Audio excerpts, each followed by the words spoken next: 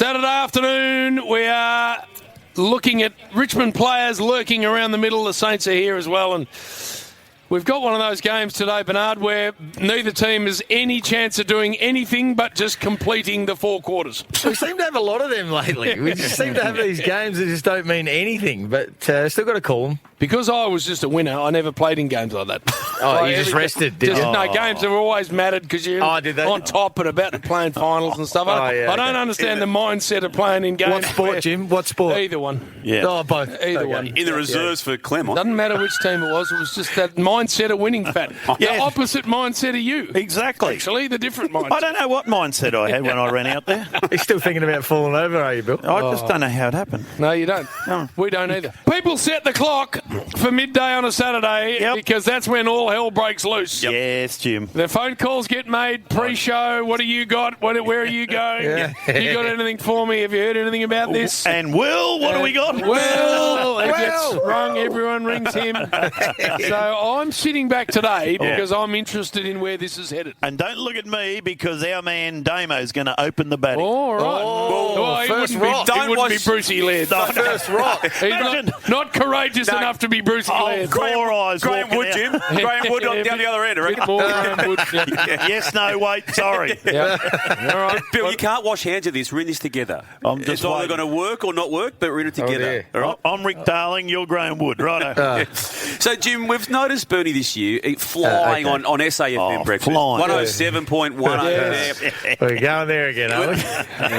Bernie and Emma and Bernie and Bell, and the shows are flying. But what we had discovered over the course of the year, Jim, that there'd been an edict put out inside the offices there of Triple M. An edict? An edict. What's that? Just explain that. An edict. An We're order. eating or? Basically, an order that has come from Bernie himself to all staff members of that building. Because they're across from the HIT network, so it's a different part of the building. The sister station. And he's got away with it. He's got away with it for the large part of it. The edict was, do not pass on to those, quote, idiots on the Saturday rub any of my regular stuff-ups. Actually, it's quite the opposite. You've hidden it away. And he runs Nuff Nuff, and he doesn't want any of his stuff in Nuff Nuff. But we've managed to work through all of this, and we do have... We got contacts. We do. Now, at the moment, we're just going to keep the actual identity and the real voice of this person away from the public because we just want to protect the people we've now got on the inside. But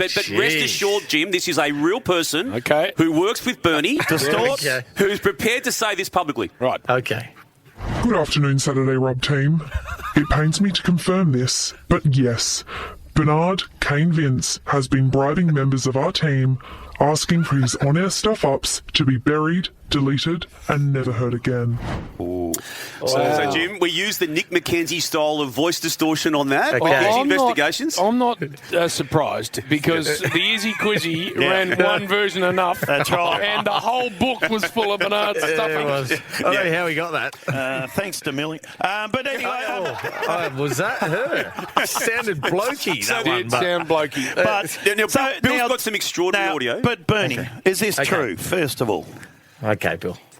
No, is it true that you've ordered this? He's dirtied up. Look at him. I thought there's a question coming. No. Sorry. Have you ordered that the on-air stuff-ups don't come to us? I did say at one stage, can you just park them somewhere else? Just make sure the Triple M network don't have access to them. Yes. Which are quite regular. But you found that folder, have you, Bill? We ended up getting a lot, Bert, and we're going to get to a longer conversation you had during the week with one of the news stories of the week. But just a couple of random little moments that you tried to keep away from us. This one on Darcy Fogarty. I don't know what you were doing with this one, but this one went a little bit weird. Darcy Fogarty going to join us today. He's in. I wonder if he's breastfed before. Not sure where you were going with that one, Bert. You were trying to do an ad the other day for a putt-putt place. Uh-oh. Put wild holes at Holy Moly. Putt wild holes at Holy Moly. And then a food outlet well known to Adelaide people didn't quite get the right treatment. Thirsty, hungry, saving, roll into Ampol Foodery. Foodery. Is that it? Foodary. Foodary. No, Foodery. Foodery. That's wrong. Foodary. Yeah, Foodary. That's like Archie Thompson. Yeah, exactly. And Archie played in the same team as him. Exactly. If that's not in Nuff today, Bern. Fadari or Foolery or whatever you want to say. No, it won't be.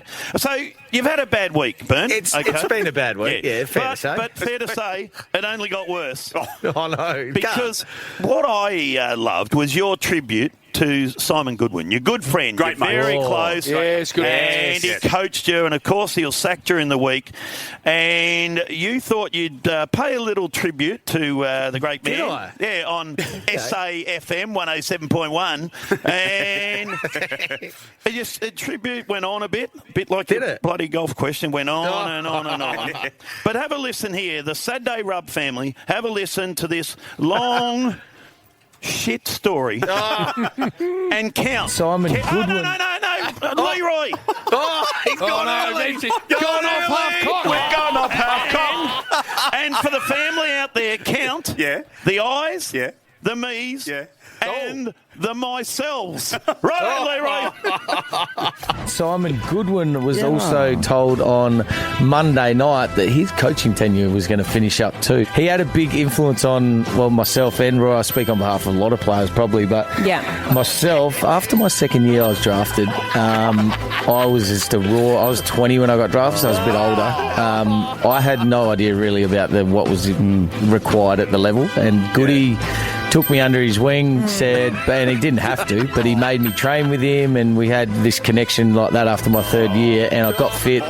And I still, and I'm being really honest here, I put a lot of my career down to Simon Goodwin. Yeah, Roy's exactly the same. Because without him, I was going down a path where, and he did say to me, I remember the conversation, him and Mark Rashuda are in the same room. Roo actually punched me in the chest. He's like, "You're listening?" I'm like, "Yes, I'm listening." Anyway, they said, we see a lot of players like you come through with talent, but they just don't want to work hard or don't commit themselves to the thing, and you'll get spat out after 3 or 4 years, and we'll go, "What a waste that was." And we don't want you to be a player like that, and they don't say that to everyone. So I class myself very lucky. And would I be where I am today?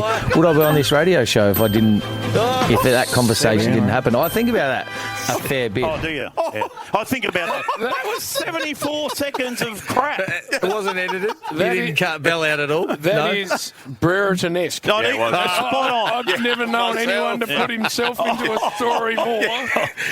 Just not the eyes, the me's, and myself. 20-year-old raw kid. I had a connection. He had down the path. He took me. I was going down the wrong way. Down the path. Roo hit me. Yeah. I owe my life to Goody. Yeah. Bernie, you can't get away with it. Just because you're across the border, it still goes to air. Yeah. Did I coach Melbourne to a premiership? Oh, yeah. I had a big part in that. But we know you played in it. You sang the song with them. What do you reckon's worse? The golf question or that? I reckon that's up there. Oh, it's got to be up there. It can't be. I reckon it's up there, Bern. It's a slow burner one too, I reckon. Again, I do say this. I'm going to take that as a learning tool, and I just took a few notes on that. Thank you for teaching me, Bill, because I'll be better next time. Thank you. When are you going to learn? How many chances do you need? How long's a piece of string? Because we're going to have a chat, Jim and I, because we're the 1-2 of this show. And I reckon there's a bit of daylight between two. The 1-2. If you're 2, there's a big drop off. Oh my God! Because we're going to have a chat about you, Bern, because there's something else that's come up too, which we might. Something else. No, next week. Oh, next week. What happens over there in Adelaide? Because they're a different mob. Oh, actually, I'm aware of this. Yeah.